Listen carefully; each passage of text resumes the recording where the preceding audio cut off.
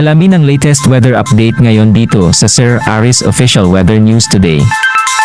Patuloy pa rin po nakakaapekto yung mainit na hangin na nagbumula sa Karagatang Pasipiko o yung easterlies sa malaking bahagi po na ating kapuluan na kung saan ngayong gabi ito yung magdadala ng mga kalat-kalat na pagulan, mga pagkidlat at pagkulog sa bahagi po na Aurora, Quezon, Camarines Norte, Camarines Sur, pati na rin sa Catanduanes at sa bahagi po ng Albay. Amihan naman, magdudulot pa rin po ng mahihina mga pagulan o mga pag-ambon sa bahagi po ng Batanes at Babuyan Islands. Pero dito sa atin sa Metro Manila, pati na rin sa ibang bahagi pa na ating kapuluan, ay magiging maaliwalas naman po yung ating panahon ngayong gabi, no? Ngunit posible pa rin po yung mga dagliang pagulan o yung pulo-pulong mahihina hanggang sa tamtaman ng mga pagulan, dala rin po ito ng easterlies. Wala po tayong minomonitor na low pressure area o bagyo na posibleng makaapekto sa ating bansa.